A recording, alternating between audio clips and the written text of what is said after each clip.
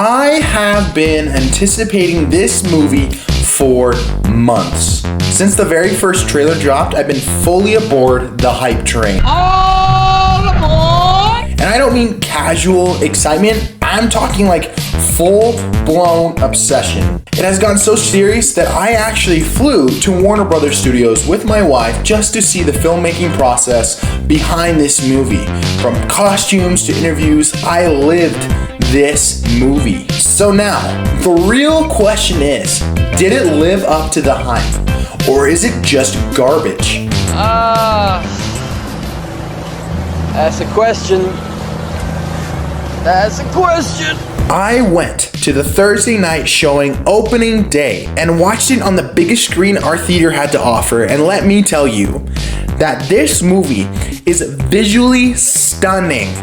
James Gunn has such a distinct directorial style, and you can see it across all of his projects, from Guardians of the Galaxy to The Suicide Squad. Regardless of how I feel about the story itself, this film is, from a technical and visual standpoint, a comic book masterpiece. One of the most powerful tools in film is the music. It's often what hits hardest emotionally, even more than the visuals could ever do.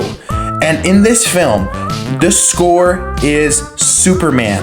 The iconic John Williams theme makes its presence known. And every time Superman saves someone, saves a person, saves an animal, you hear that legendary music swell. In those moments, it genuinely makes you believe a man can in fact fly. Speaking of saving, my wife said if I don't get 69 likes on this video, I have to sleep outside. So please help me hit that funny number.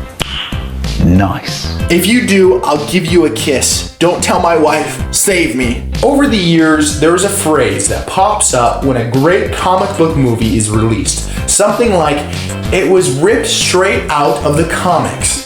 From Sam Raimi's Spider-Man, to Watchmen, to Avengers, even Logan, critics and fans say this phrase when the source material is honored in a very visceral way. This is one of the movies where the phrase feels more accurate than ever before.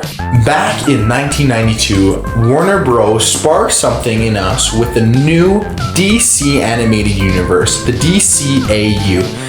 That era of storytelling was lightning in a bottle, and for me, it was everything growing up. Those shows and films stayed incredibly true to the comics while still crafting a very world of their own. The other thing that came close to this level of world building was the Batman Arkham video games. And this Superman film, it feels like a live action version of those beloved animated movies. In the DCAU, it did not need to tell us who Batman was, who Superman was, who the Flash was every single time there was a movie about them. They threw us in the middle of the action. The world was already developed. We were just taking a peek inside this world.